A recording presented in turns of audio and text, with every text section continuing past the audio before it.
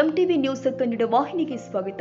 ಬೆಳಗಾವಿಯ ಕುಮಾರ ಗಂಧರ್ವ ಕಲಾಮಂದಿರದಲ್ಲಿ ಏರ್ಪಡಿಸಲಾದ ರಾಷ್ಟ್ರೀಯ ಗ್ರಾಹಕರ ದಿನಾಚರಣೆ ಈ ಕಾರ್ಯಕ್ರಮಕ್ಕೆ ಆಗಮಿಸಿದ ಆಹಾರ ಸಚಿವರು ಕೆಎಚ್ ಮುನಿಯಪ್ಪ ಇವರನ್ನ ಬೆಳಗಾವಿ ಆಹಾರ ಇಲಾಖೆ ಉಪನಿರ್ದೇಶಕರು ಆದ ಶ್ರೀ ಮಲ್ಲಿಕಾರ್ಜುನ್ ನಾಯಕ್ ಮತ್ತು ಸಹಾಯಕ ನಿರ್ದೇಶಕರು ಆದ ಶ್ರೀ ಅವಿನಾಶ್ ಬೆಲ್ಲದ್ ಹಾಗೂ ಜಿಲ್ಲಾ ವ್ಯವಸ್ಥಾಪಕರು ಆದ ಶ್ರೀ ಮಂಜುನಾಥ್ ಭೈರವಾಡಗಿ ಮತ್ತು ಕರ್ನಾಟಕ ರಾಜ್ಯ ಸರ್ಕಾರಿ ಪಡಿತರ ವಿತರಕರ ಸಂಘ ಬೆಂಗಳೂರು ಬೆಳಗಾವಿ ಜಿಲ್ಲಾಧ್ಯಕ್ಷರು ಆದ ಶ್ರೀ ಮಹದೇವಪ್ಪ ಕಾಮಣ್ಣವರ್ ಇವರು ಹೂಗುಚ್ಛ ನೀಡೋದ್ರ ಮುಖೇನ ಕಾರ್ಯಕ್ರಮಕ್ಕೆ ಬರಮಾಡಿಕೊಂಡಿದ್ದಾರೆ.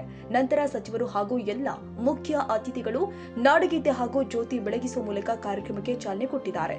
ಇನ್ನು ಕಾರ್ಯಕ್ರಮ ಉದ್ದೇಶಿಸಿ ಮಾತನಾಡಿದ ಆಹಾರ ಸಚಿವರು ಕೆಎಚ್ ಮುನಿಯಪ್ಪ, ಗ್ರಾಹಕರು ಯಾವುದೇ ರೀತಿಯಾಗಿ ಮೋಸ ಹೋಗಬಾರದು, ತಮ್ಮ ಕುಂದು ಕೊರತೆಯನ್ನ ಸರಿಪಡಿಸಿಕೊಳ್ಳುವ ಜವಾಬ್ದಾರಿಯನ್ನ ಹೊಂದಿರಬೇಕು.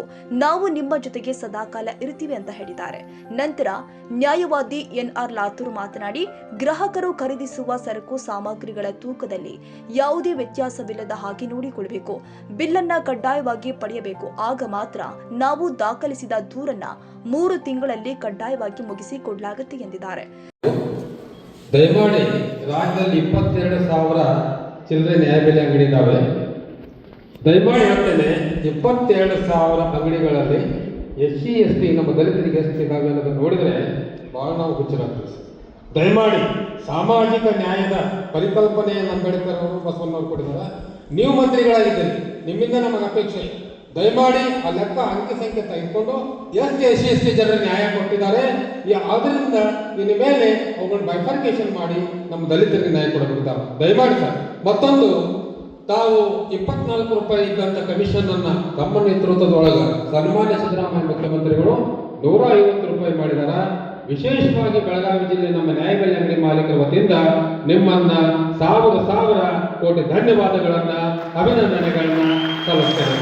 ತಮಗೆ ನಮ್ಮ ನ್ಯಾಯಬೆಲೆ ಅಂಗಡಿ ಮಾಲೀಕರ ಪರವಾಗಿ ಹೃತ್ಪೂರ್ವಕವಾಗಿ ನಾವು ಸ್ವಾಗತ ಮಾಡ್ತೇವೆ, ಸತ್ಕಾರ ಮಾಡ್ತೇವೆ. ನಂತರ ಮಾನ್ಯ ಆಹಾರ ಸಚಿವರಾದ ಕೆಎಚ್ ಮುನಿಯಪ್ಪ ಇವರನ್ನ ಕರ್ನಾಟಕ ರಾಜ್ಯ ಸರ್ಕಾರಿ ಪಡಿತರ ವಿತರಕರ ಸಂಘ ಬೆಂಗಳೂರು ಬೆಳಗಾವಿ ಜಿಲ್ಲಾಧ್ಯಕ್ಷರು ಆದ ಶ್ರೀ ಮಹದೇವಪ್ಪ ಕಾಮಣ್ಣವರ್ ಹಾಗೂ ಜಿಲ್ಲಾ ಕಾರ್ಯದರ್ಶಿ ಸದಾನಂದ ಆಳಜ್, ಜಿಲ್ಲಾ ಕಮಿಟಿ ಸದಸ್ಯರು ಆದ ಜಗದೀಶ್ ನರಸನವರ್ ಇವರು ಎಲ್ಲಾ ನ್ಯಾಯಬೆಲೆ ಅಂಗಡಿಗಳ ಪರವಾಗಿ ಹೂಗುಚ್ಛ ನೀಡೋದ್ರ ಮುಖೇನ ಸನ್ಮಾನಿಸಿದರು.